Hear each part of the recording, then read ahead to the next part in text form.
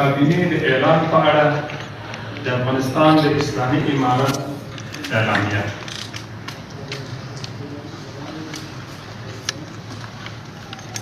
الحمدلله هیواد مو له اشغال څخه نوې ازادي ترلاسه کړه. د جګړې ټول عوامل له منځه لاړل. هیوادوال مو له سرتاسري امنیت څخه برخمن او په لومړي ځل د یو مستحکم اسلامي نظام د رامنځته کولو لپاره زمینه مساعده شوه.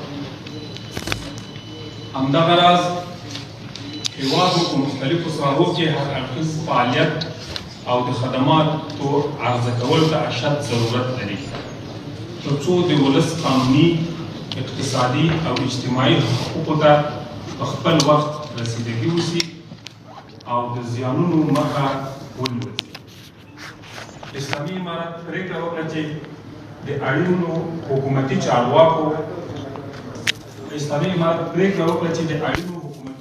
د پرمخ بیولو په منظور یوه سرپرسته کابینه تعیین او اعلان کړي. د یادونې وړ ده چې د حکومت په باقي پاتې وزارتونو، ادارو او نهادونو کې به تعینات د زیات غور وروسته په تدریج سره اعلانېږي انشاءالله.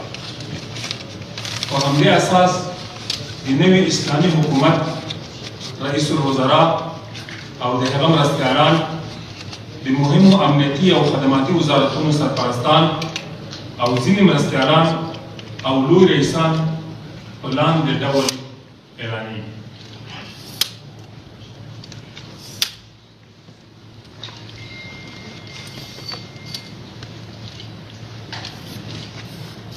محترم الحاج ملا محمد حسن اخوند،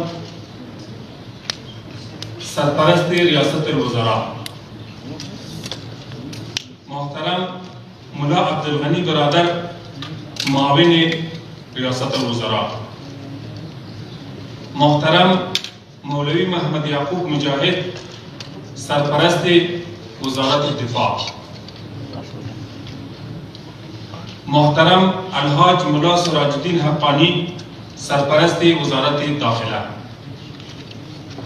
محترم مولوی امیر خان متقی، سرپرست وزارت خارجه. محترم ملا هدایت الله بدری، سرپرست وزارت مالیه. محترم شیخ مولوی نورالله منیر، سرپرست وزارت معارف. محترم ملا خیرالله خیرخواه، سرپرست وزارت اطلاعات و فرهنگ. محترم قاری دین محمد حنیف، سرپرست وزارت اقتصاد. محترم شیخ مولوی نور محمد ثاقب، سرپرست وزارت حج و اوقاف. محترم مولوی عبدالحکیم شرعی، سرپرست وزارت عدلیه. محترم ملا نورالله نوری، سرپرست وزارت سرحدات و قبایل. محترم ملا محمد یونس اخونزاده، سرپرست وزارت انکشاف دهات. محترم شیخ محمد خالد، سرپرست وزارت دعوت و ارشاد، امر بالمعروف و نهی از منکر. محترم ملا عبدالمنان عمری، سرپرست وزارت فواید عامه. محترم حاجی ملا محمد عیسی اخوند، سرپرست وزارت معادن و پترولیوم. محترم ملا عبداللطیف منصور، سرپرست وزارت آب و برق. محترم ملا حمیدالله اخوندزاده، سرپرست وزارت هوانوردی و ترانسپورت. محترم مولوی عبدالباقی حقانی، سرپرست وزارت تحصیلات عالی.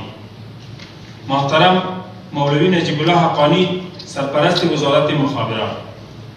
محترم حاجی خلیل الرحمن حقانی، سرپرست وزارت مهاجرین. محترم ملا عبدالحق وسیق، سرپرست ریاست عمومی استخبارات. محترم حاجی محمد ادریس، سرپرست افغانستان بانک.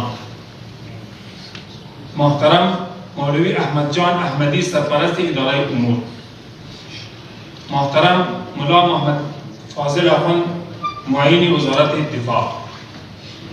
محترم قاری فصیح الدین لوی دستیز کشور، محترم شیر محمد عباس قانقزی معین وزارت خارجه، محترم مولوی نور جلال معین وزارت امور داخله، محترم ذبیح الله مجاهد معین وزارت اطلاعات و فرهنگ، محترم ملا تاجمیر جواد معاون نخست ریاست عمومی استخبارات، محترم ملا رحمت الله نجیب معاون اداره ریاست عمومی استخبارات و محترم ملا عبدالحق معین وزارت داخله در بخش مبارزه با مواد مخدر، امارت اسلامی افغانستان. څرنګه چې موږ او تاسې شاهدان یو، هېواد د بحراني حالت سره مخ و، خلک منتظر و دې ته چې باید یوه اداره رامنځته سي او د خلکو لومړنیو غوښتنو او اړتیاوو ته ځواب ووایي.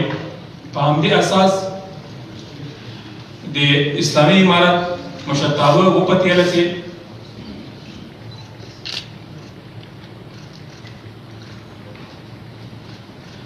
دلته یو اشتباه ممکن شوی وي. د ریاست الوزرا دوه معاونان دي، محترم ملا عبدالغني برادر اخوند د ریاست الوزرا یو معاون، محترم مولوی عبدالسلام حنفي د ریاست الوزرا دوه معاون. نو مشرتابه وپتېله چې د اسلامي امارت د فعلا دپاره یو سرپرسته اداره جوړه کړي او ځینې وزارتخانې هغه پاتې دي، هغو کې به تحقیق کېږي، پلټنه به کېږي، وروسته به وړ کسان انشاءالله د هغو وزارتخانو دپاره تعینېږي. او ژمنه دا ده چې معاینتونو دپاره به هم ډېره هڅه دا وي چې مسلکي کسان په معاینتونو کې راشي، د وزارتخانو سره مرسته وکړي. موږ تاسو ټول پوهېږو چې کابینه همیشه تر ډېره حده پورې سیاسي وي، ځکه سیاسي مسایل هغه لومړیتوب لري په هېواد کې.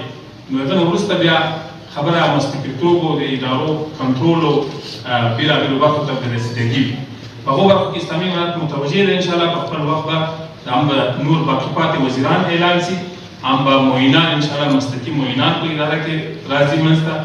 او اوس سرپرسته اداره د دې دپاره ده چې د اوسنۍ ضرورتونه چې موږ او تاسې د هېواد حالت ګورو، د فقر او مشکلاتو سره مخ یو، همداراز هېواد نوی له بحرانه وتلی ده، امنیتي وضعیت کنټرول شوی ده، د جنګ جګړو لمن ټوله شوې ده.